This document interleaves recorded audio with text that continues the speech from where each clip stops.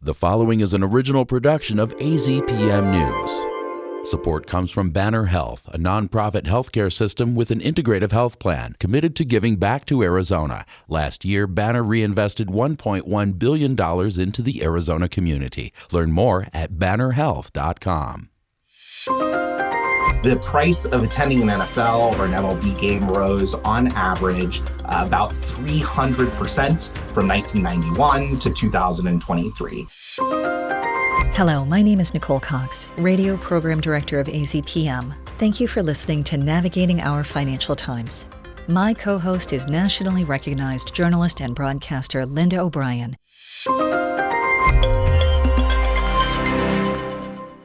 Nicole, I have a question for you. What has more than doubled in price from the year 2000 to 2025, rising twice as fast as consumer inflation in just 19 years, and is now subject to dynamic pricing? I'm guessing fuel. Actually, the answer is tickets to sporting events, according to the Bureau of Labor Statistics. In February, they reported prices for admission to sporting events increased by 123% from 2000 to 2025. Meanwhile, over the same 25-year period, prices for items such as television, sporting goods, and recreational reading materials went up by just 37%. I'm Linda O'Brien. Thanks for joining us for Navigating Our Financial Times. And I'm Nicole Cox. Sports not only connects us as Americans and across generations, but these events also transcend borders, culture, and language by offering a way to celebrate together. So what happens when the cost of admission pushes sporting events out of reach for fans? Here to tell us is our guest, Alex Jacquez, Chief of Policy and Advocacy at Groundwork Collaborative, former White House Economic Council staffer, and writer of the opinion piece, Happy Opening Day, Now Get Out Your Wallet, for MS Now. Thanks for joining us. Thanks so much for having me. According to an article you co-wrote with David Dayan, Behind the Bleachers on Prospect.org, over 80% of Americans surveyed in 2025 believe sporting events are too expensive for them to attend. And in Behind the Bleachers, you discuss how the top 5 professional sports leagues in North America brought in more than $50 billion combined in 2024. Yet, it has become increasingly unaffordable for an average American family to catch a game. How and why are fans being priced out of the arena? It's exactly right. It's kind of happening everywhere and across all sports. If you've been watching the news recently, you've likely heard about the sky-high ticket prices for all the World Cup events, as well as the recent NBA championship with the New York Knicks selling their courtside seats for upwards of $200,000. And even just to get in the arena and sit in the upper decks costs anywhere from $8,000 to $10,000. I mean, really just an unaffordable experience for so many people today. And it didn't used to be like that. The price of attending an NFL or an MLB game rose on average about 300% from 1991 to 2023.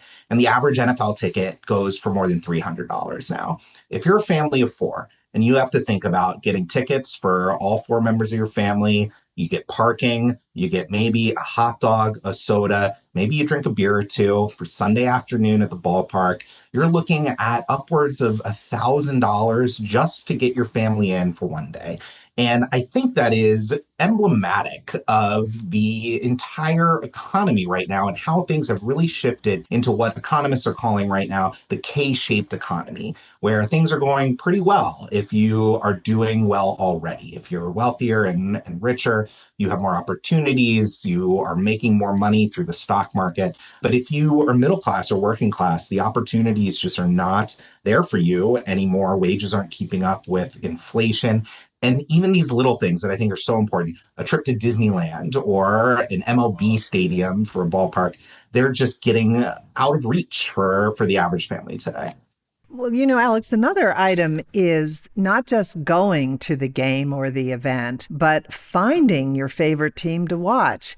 You know, it used to be you could watch on free over-the-air TV. You could listen to major sports over AM, FM radio in most markets, which you can now in many places. But watching a game is more complicated. There are currently 6 streaming services for Major League Baseball games, not counting your local broadcast option if available. So with so many dizzying options, most with a price tag, Atlantic Magazine recently quipped, "It shouldn't be that hard to be a fan." Why is finding your team to watch on television so difficult? It's the same answer at the root of it, which is money.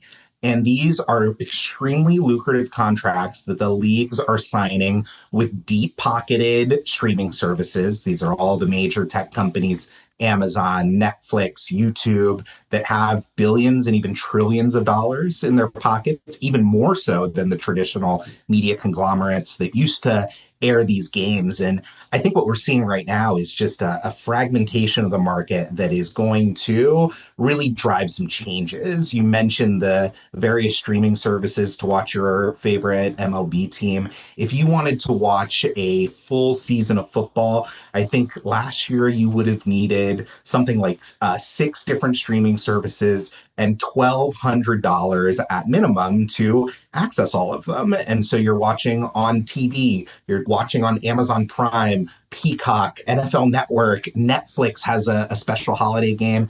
And it's the frictions that I think are most frustrating to people, having to sign up and remember your login and having different logins for each one of your subscriptions. And I think it's really driving people nuts. And again, the reason is because these streaming companies all want to take customers from each other and they have the money to spend. And you're seeing these massive lucrative contracts that are bringing exclusivity to some of these streaming platforms for different games, which of course used to be you could turn on the TV over the air, get bunny ears on your TV if you had to, and catch the over the air broadcast on ABC, Fox, or NBC. And so we've actually seen an investigation started by the FCC. They are the Federal Communications Commission. They are looking into whether the NFL is misusing its antitrust exemption for bundled TV packages. And so there might be change coming there soon. But if you're anything like my mom, I'm trying to get into whatever streaming service we need to watch the Washington Nationals this year.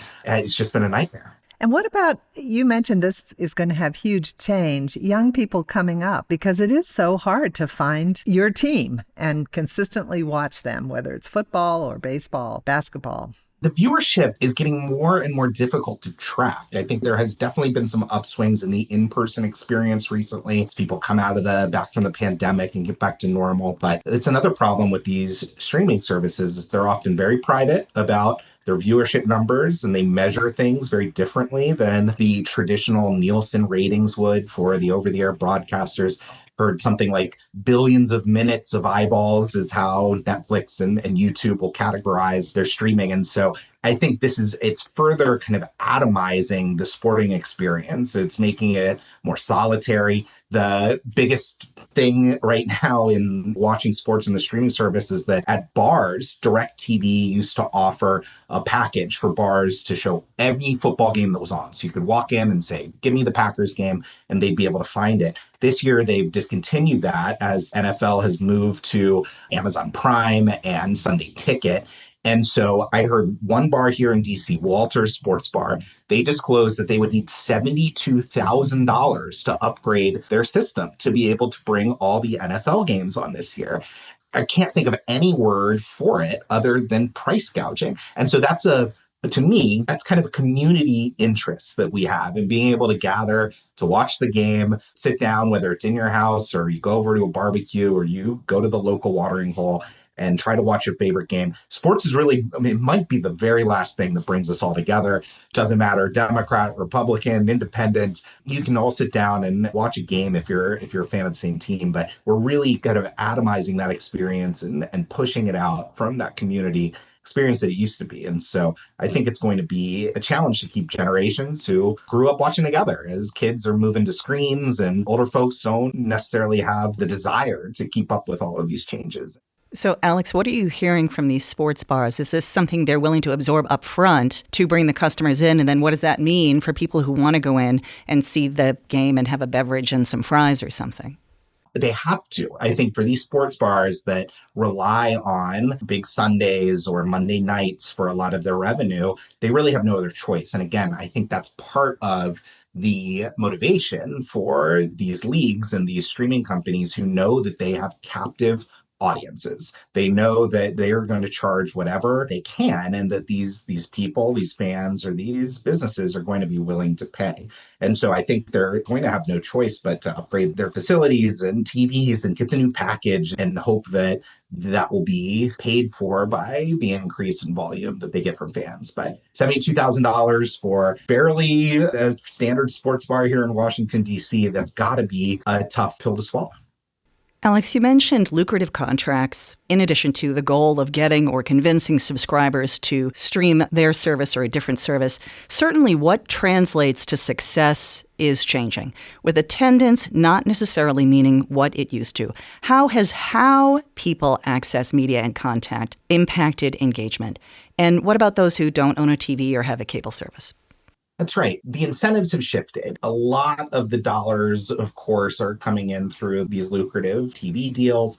A lot of dollars are coming in from luxury box seats and corporate sponsorships and the ways that they can maximize revenue through their arenas or their stadiums, and not necessarily, again, the product on the field. There was a great Wall Street Journal article, I believe earlier this year or last year, about the Atlanta Braves, who moved their stadium recently, Turner Field, out into the suburbs just outside of Atlanta, and they were losing. They were not doing well last year, but business had never been better. And the owners and the ownership group, actually, it's a conglomerate, had nothing but optimism, because what they did with the stadium was they bought all the real estate around it. And so they're making money off of parking. They're making money off of housing. They're making money off of bars and restaurants and things in the area. Again, if you're looking at a whole portfolio where you're talking about media rights, the real estate rights, and all of these other options, it's just less of a concern to field a winning team. Of course, if the team is bad and perpetually bad and you can't get anybody to come in and watch, it's going to be hard to maintain. But there is certainly a disconnect now between trying to field the best team possible and trying to maximize revenue and return on your asset. We just saw the New York Knicks. They just won an NBA championship. New York City, championship starved town for 50 plus years in basketball, ecstatic parade, everything. And the owner was already talking about how they wouldn't have enough money to bring back the star players for next year and would have to start cutting again. And this is a remarkably wealthy person. And it's just become more of a business, more of an asset class than ever before. You pointed out on prospect.org that there are more national sports networks on cable than news networks. And this statistic is amazing, that 21% of U.S. adults attend church once a week, but 56% watch a sporting event that regularly. Mm-hmm. So all of these changes you're mentioning, the business of sports, how does that collide with the ideals and the spirit of fairness that America associates with sports? I think there is a growing dissatisfaction with how these leagues have been operating, and of course what we detailed in the magazine as the business of sports. Again, the nostalgia here, people can remember what it was like to be able to go to a game for a couple bucks on a weekend, to take your family, to go with your dad and your mom, and have a good, affordable time. And something has broken that contract. Of course, you see the NFL continues to grow. The MLB attendance has never been better. The fans are still there, but it's a different mix maybe. And certainly generationally, I think we might start to see some changes here where our kids aren't as interested in sports. And this goes all the way down to the bottom. It's not just the pros at the top, but we're seeing the increased financialization of youth sports. Private equity firms are buying up hockey leagues and baseball leagues and trying to get as much money out of parents and kids as young as 8 or 9 years old for, again, little leagues or Babe Ruth leagues, things that used to be free. They used to be community oriented. I think there's just a shifting relationship with this kind of cultural touchstone of sports, whether it's growing up and playing them or growing up and watching them, that is really kind of changing the contract here. And I think there's a possibility in the way that fewer and fewer people have been going to church over the last several decades that this could have an impact on certainly the types of fans. If sports is only available to the wealthy or those who have the disposable income to be able to go out and watch or to watch at home, I think you're just going to see less and less interest from those who don't have the same opportunities. With sports stadiums almost always backed by taxpayer funds, fans are paying on both ends. You say in Behind the Bleachers, the floor plan of a stadium mirrors America's legacy of inequality, with decreased seating for ordinary fans and more luxury suites and premium club seating. What does this say to consumers whose tax dollars funded those sports stadiums? I think this is the biggest piece that we keep coming back to because people will ask us, why should the government or why should policymakers step in and try to regulate sports? This is not a top priority for Congress or for your mayor or for the city council.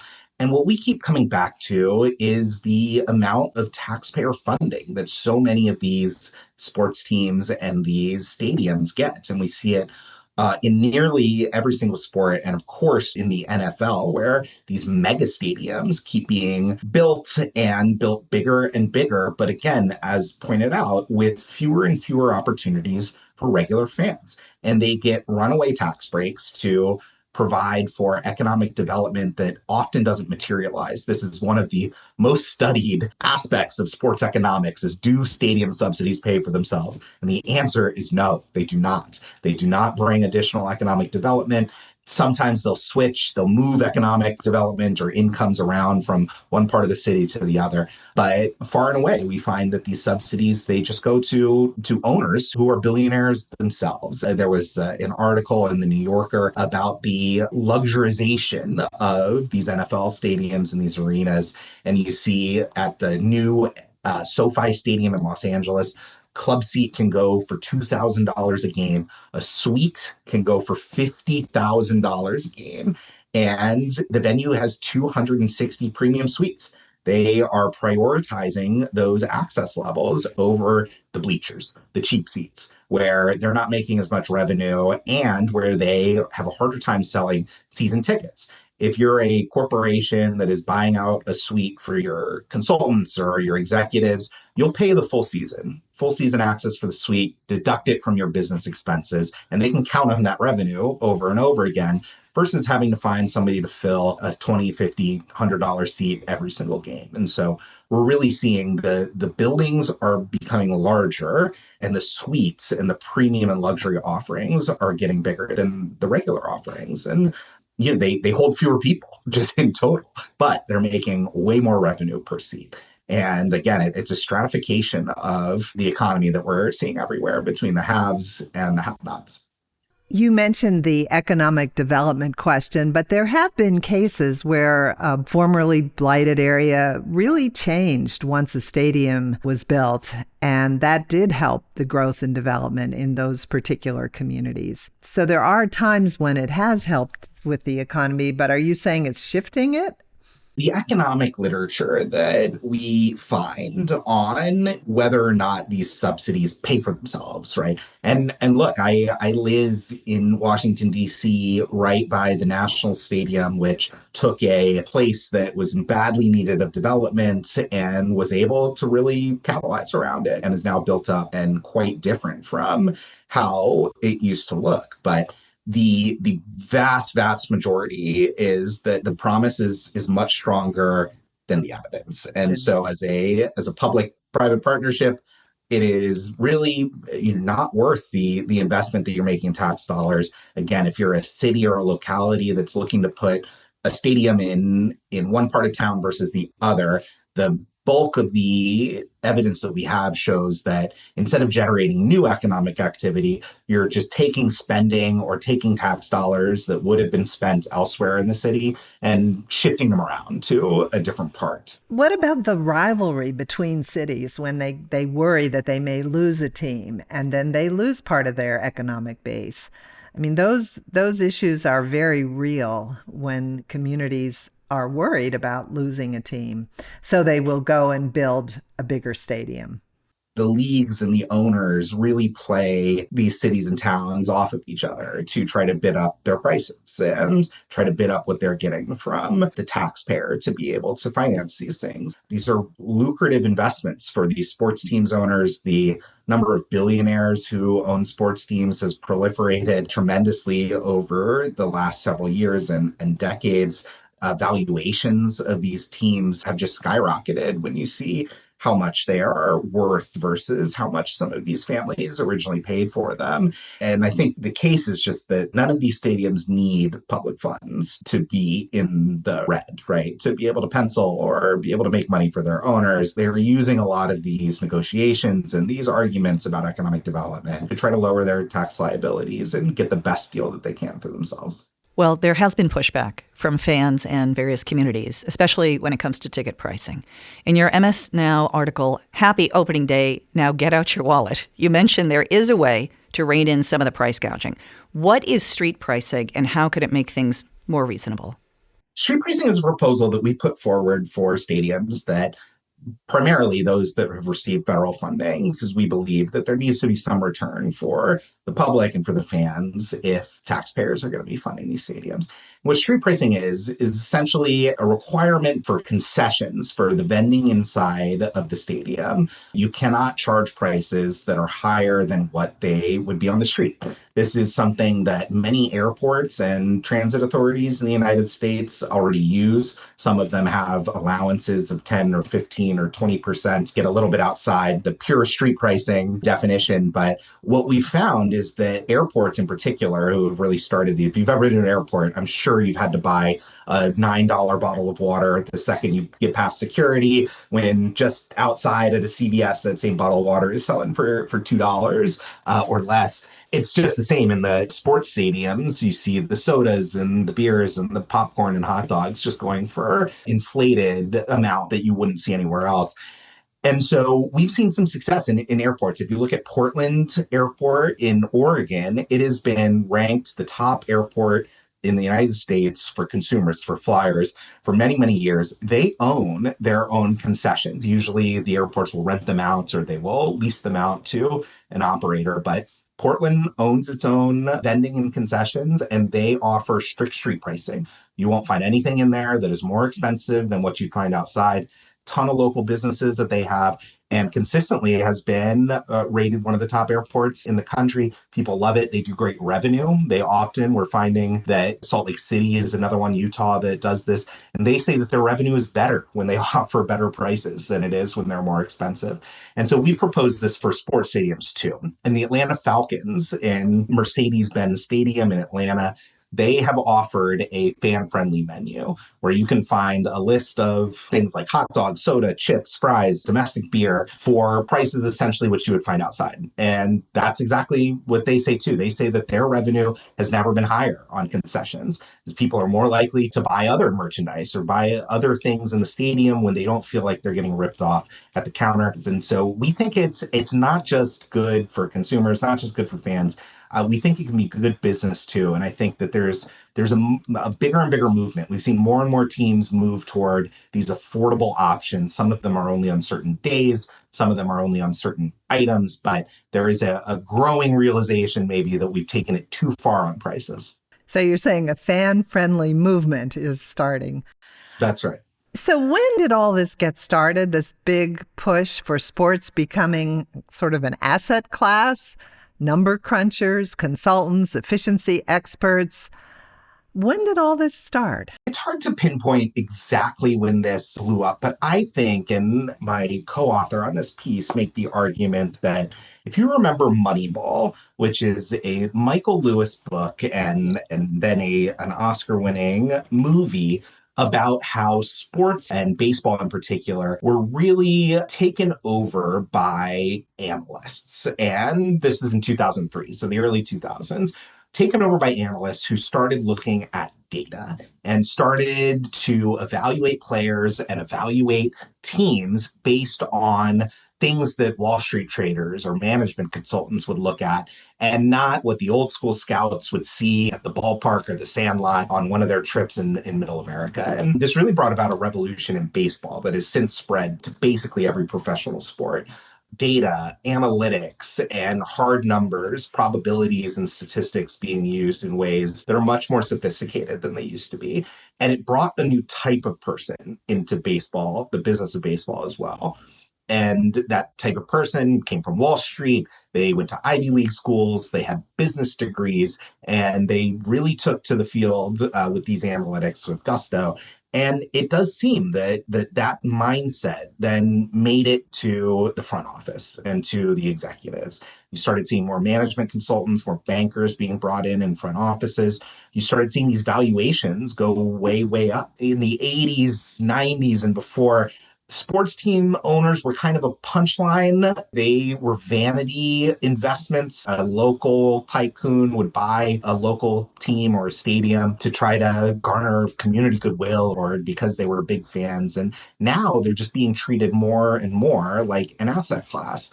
And we've seen the number of billionaires go up dramatically who own sports teams. We've seen private equity get into the game here, and leagues have recently made it easier for private equity to go in and buy shares of these teams. And so it's really been, I think, over the last, let's say, 25 years or so, since the early 2000s, where we've really seen a shift in kind of how people think about sports.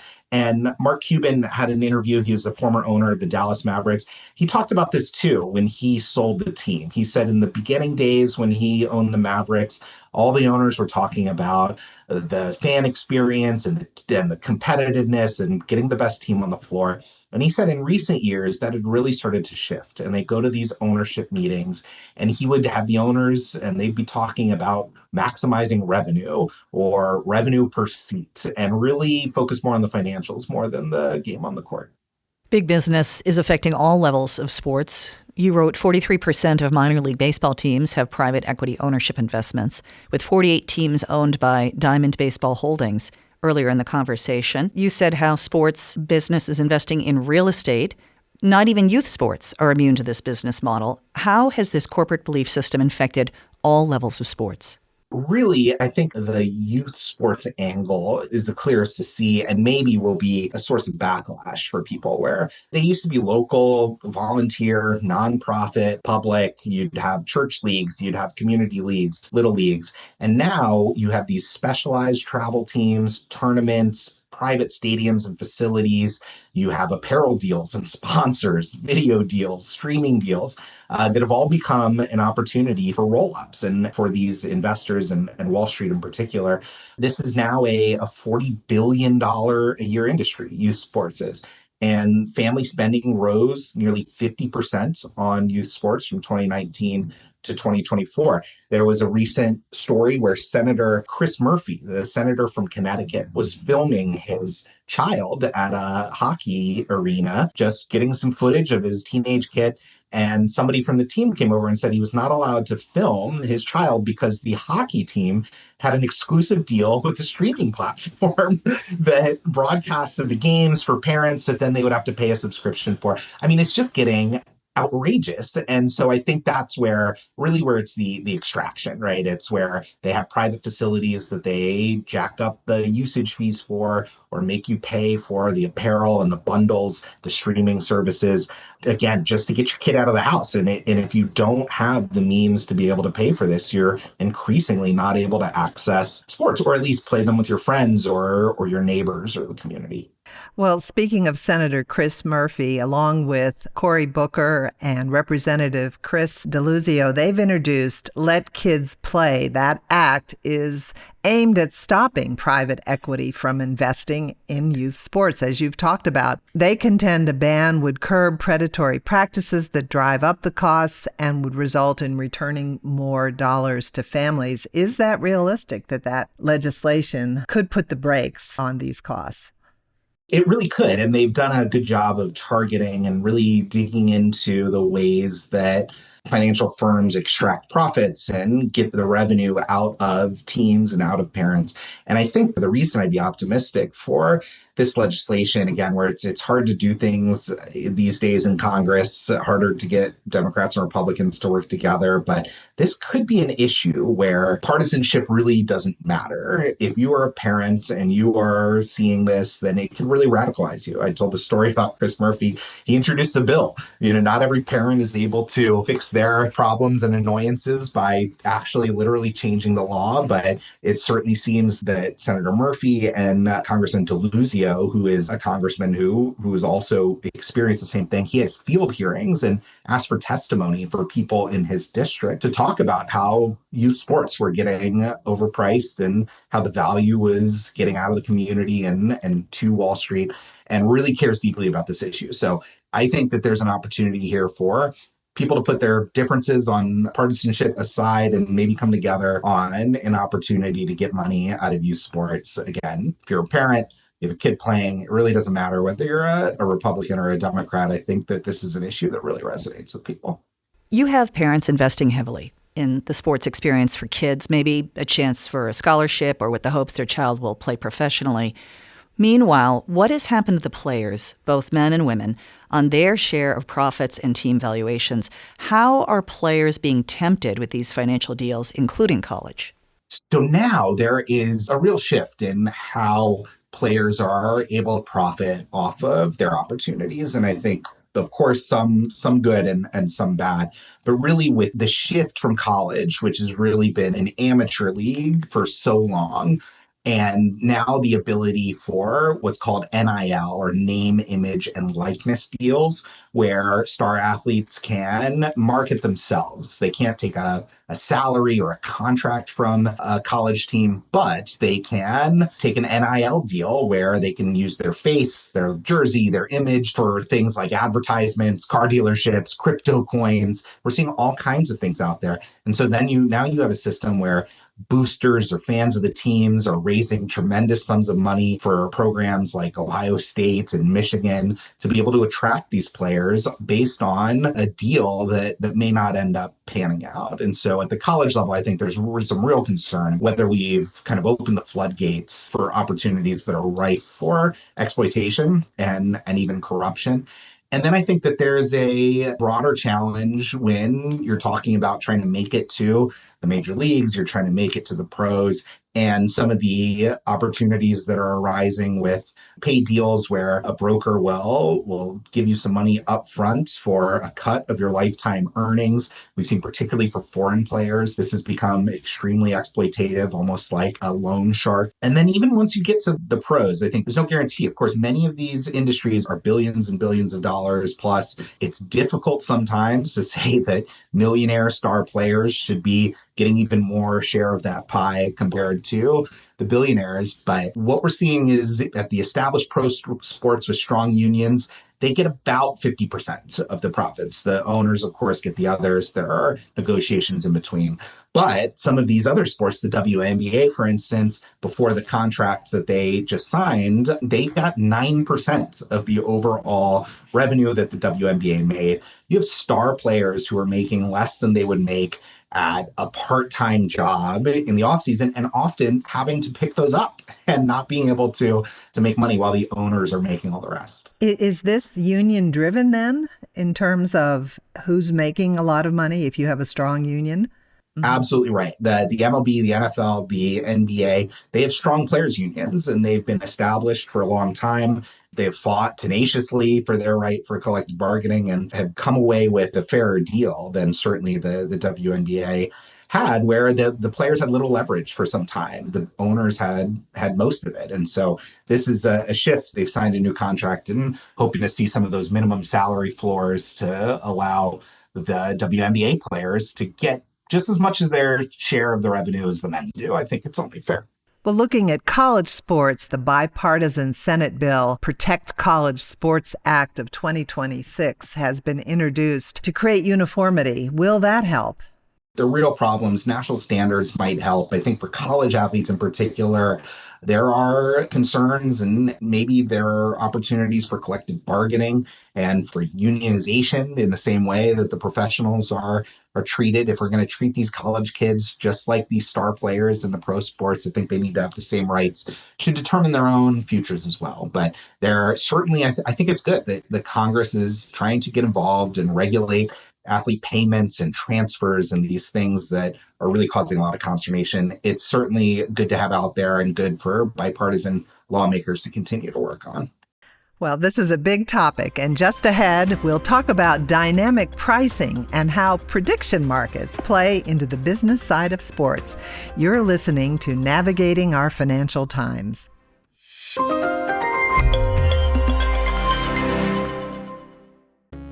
The fatal shooting of a teenager at a protest in Seattle has gone unsolved for 6 years. This is open in your face.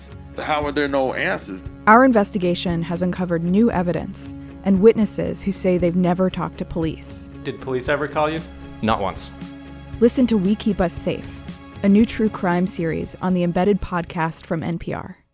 Support comes from Banner Health, a nonprofit healthcare system with an integrative health plan committed to giving back to Arizona. Welcome back to Navigating Our Financial Times. I'm Nicole Cox. And I'm Linda O'Brien. Our guest is Alex Jacquez, Chief of Policy and Advocacy at Groundwork Collaborative and former White House Economic Council staffer. The U.S. regulatory environment generally allows dynamic pricing, which enables automated systems to adjust prices in response to market demand.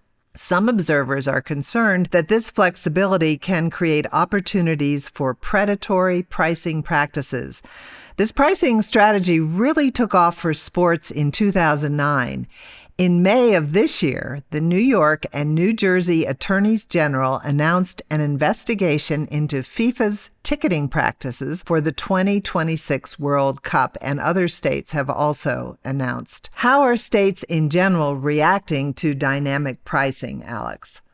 It's really tough. The World Cup, I think, is a great example here. And you mentioned that the first dynamic pricing for tickets in the MLB was in 2013. The San Francisco Giants partnered with a technology startup that helped them set their ticket prices, helped them maximize their revenue.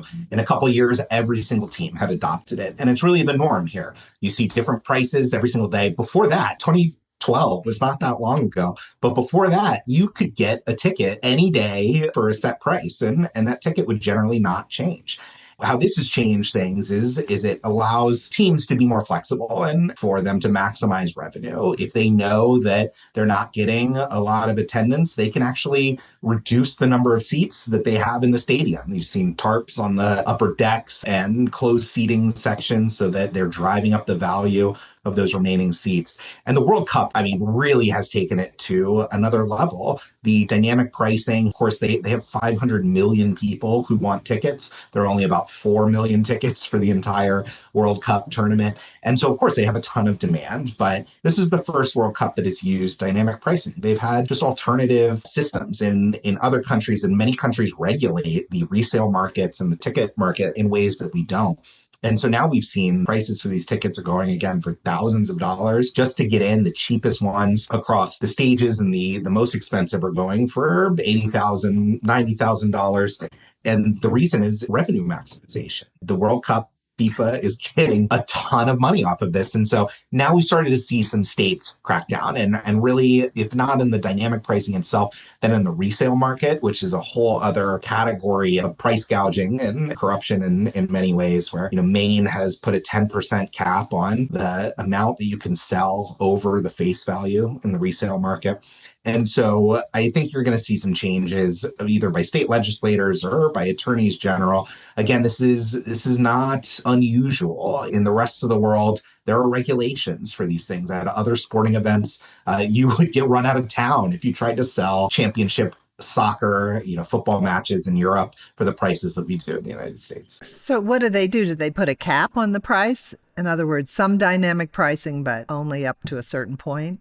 You could put a cap on it. You could cap resale prices. You could do lotteries. You could set aside a number of affordable tickets. By many football clubs in Europe they give their fans, the ones who show up to the most amount of games. They have preferential rights for ticketing. It's not the same free for all. Whoever has the most money can have the ticket that you have in the US.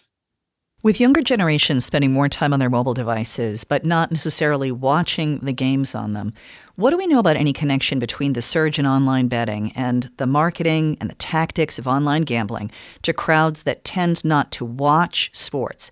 People may not pay to watch a game, but they may still try and bet on them.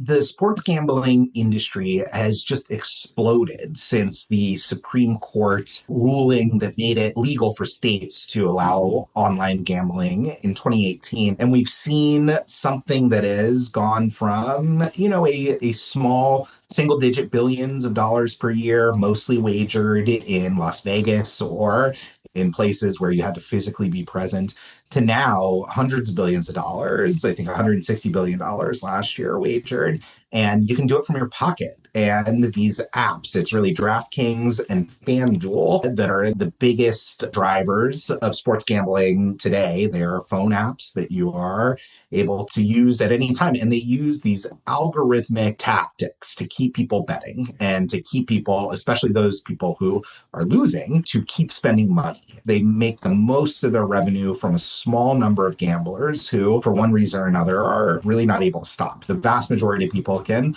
bet on a game once in a while and be just fine. But I think there's protections that we need to put in place. We're seeing some of those regulations now start to be introduced in states and in cities. But I mean, it's really been a dramatic change in the size of the industry just over the last 8 years or so.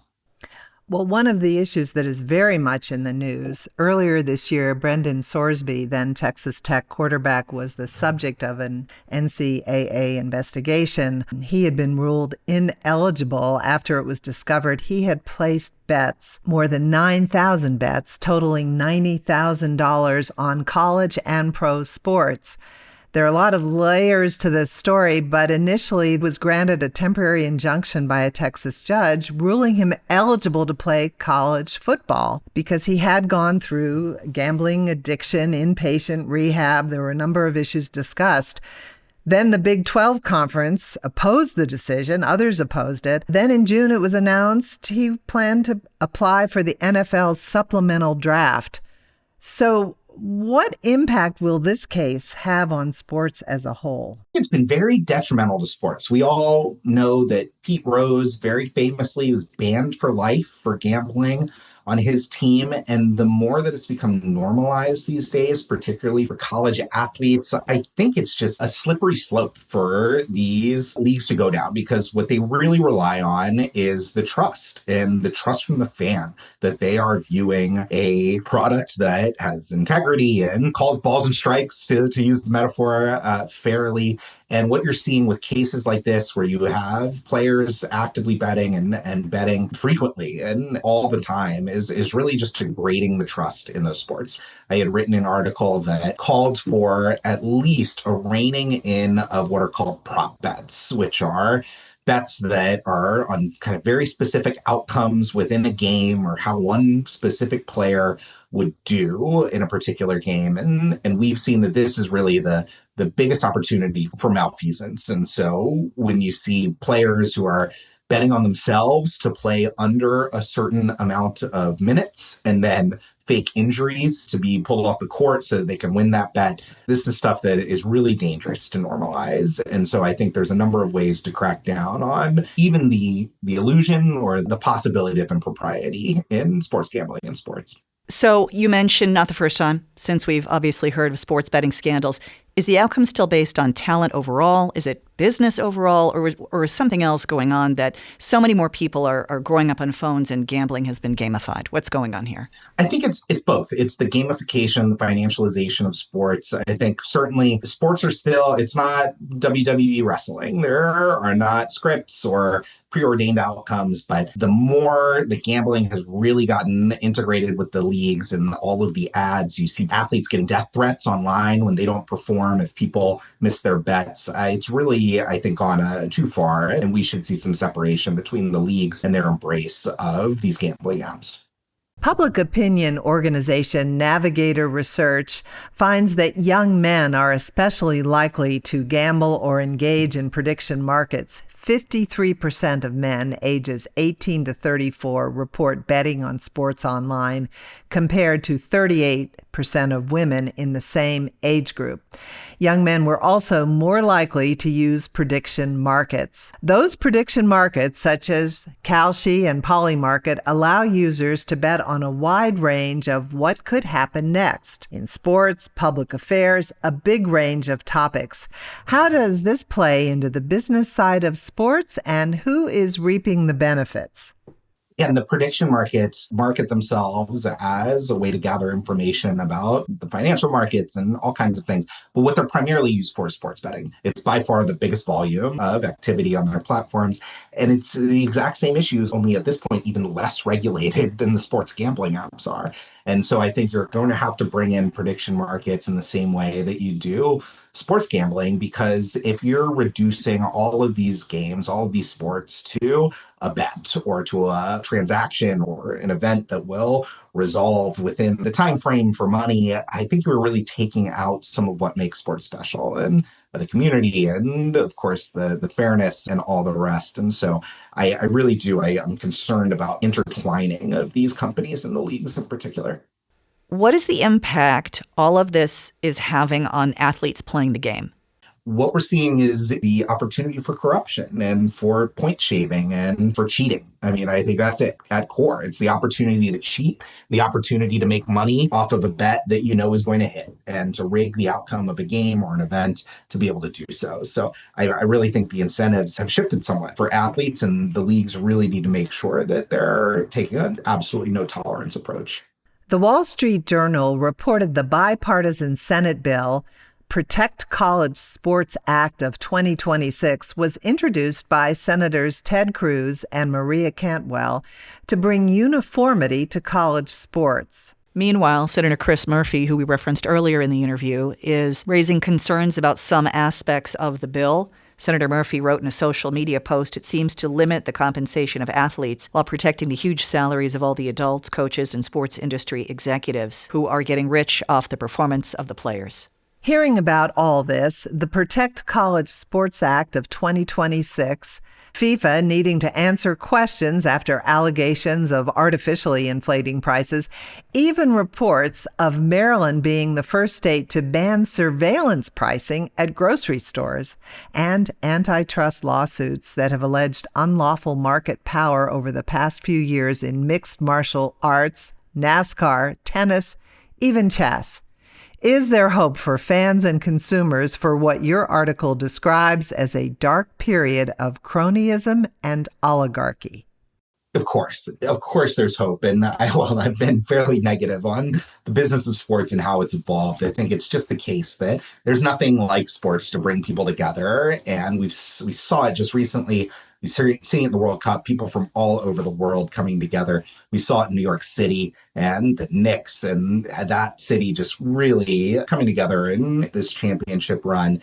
And I think there are fans and there are teams who are concerned about where sports are going, the business side of sports, and are looking for change. So we've had policymakers, lawmakers, we've had fans weigh in on almost every single issue that we've talked about today, trying to get fixes. We've seen some movement in the states in particular, and hopefully some movement in the national level to be able to rein in some of the worst practices. And I think just make it a little more affordable to go catch a ball game with the family, which is, I think, what it really comes down to. Despite all these pricing and accessibility hurdles, as you mentioned, Alex, sports remains one of the most unifying activities remaining in the nation. You said people can put political differences aside when they join together to watch a sporting event. Let's hope that continues. Game on. You can find Alex Jacquez articles behind the bleachers at prospect.org and Happy Opening Day at ms.now. Alex Jacquez, Chief of Policy and Advocacy at Groundwork Collaborative. Thank you for taking the time to join us. Thank you so much. This is a blast. Thank you for listening to Navigating Our Financial Times. This program is not intended to provide investment, tax, or financial advice. You should consult your own tax, legal, and accounting advisors before engaging in any transaction. The views and opinions expressed by guests are their own and do not imply an endorsement or recommendation, or necessarily reflect the views of AZPM.